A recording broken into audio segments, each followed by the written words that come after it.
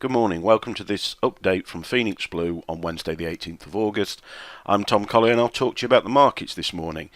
And yesterday was a really interesting day. We saw some very significant movement on the US dollar. You may remember I mentioned on yesterday's video that I'd almost had to wait for the dollar to stop falling in order to be able to produce some charts that had any current relevance. Well, this is the dollar index, the daily chart. We've also got a 30-minute chart here. What we saw yesterday was a really significant move down, almost continuous through the morning. Around midday we were at support at about 94.70, and then price broke through that and fell lower.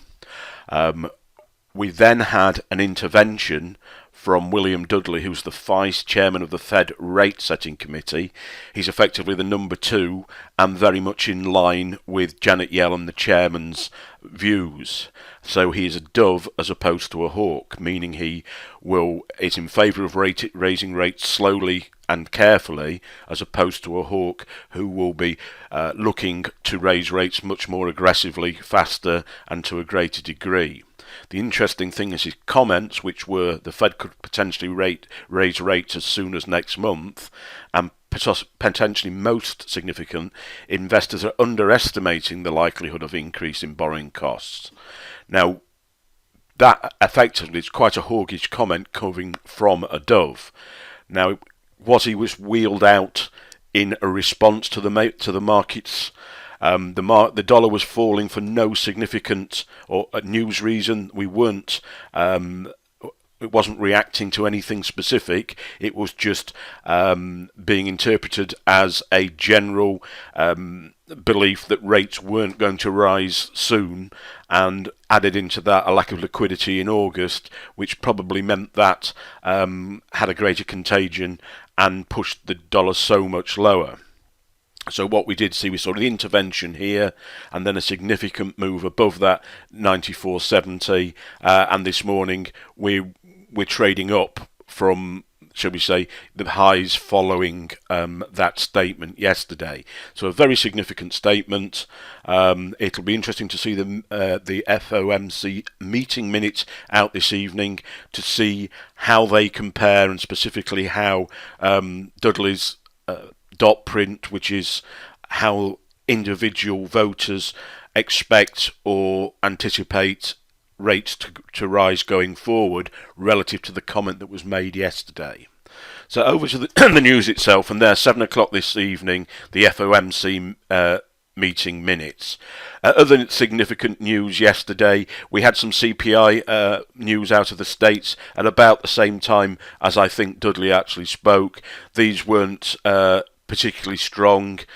If you remember from Friday, we had some rather poor data out that had pushed the dollar down quite substantially, but then it had come back to not far off the same levels that it started that day. But obviously, coming into Tuesday yesterday, we saw the markets seeing the dollar less favourably, which led to the intervention that we've mentioned. We also saw some positive numbers on the Kiwi dairy price index, and positive data on employment, PPI and unemployment coming out of New Zealand. Going ahead to today, well, we've got average earnings index and claimant count for sterling. We've got crude oil inventories from the States, which will be another interesting one because crude has been very bullish recently, and then 7 o'clock, as I've already mentioned, the FOMC figures. So let's have a look at some other charts and see what the effect was on these. Here's the US dollar JPY, the yen chart. We saw a very significant break of the $100 level. We didn't get down as far as $99, which was the low post-Brexit vote, where we definitely thought there was intervention from the Bank of Japan. In this instance, I'm not so sure that there was intervention yesterday. I would have anticipated intervention at 100. It's a very significant level. I think we saw intervention here, at the same level. If we go on an intraday chart, we saw on this post-Brexit day, we saw intervention at 99 and then intervention again when price fell back down to 100. So I did think that was a significant level. It's obviously we've got a nice touch there, but I think in yesterday's instance, I don't personally think we did see intervention, but a lot of dollar strength. A lot of dollar weakness giving us a lot of yen strength, which is not what the Japanese want. They desperately want to get the weakening of the yen, which means to our upside here. But so far they just seem unable to do anything through the Bank of Japan or even the government to make that happen, due to events in the rest of the world that are out of their control. Over on the euro, well, naturally we saw the reverse of what we saw on the dollar index. We've seen a bullish move. Interesting, a lovely retouch on this trend line here. So we had price bouncing on it on the way up. It retested it, having broken at this level, and again retested at this level. On another occasion, that would have been a lovely trade, had it not been in such dramatic markets yesterday afternoon.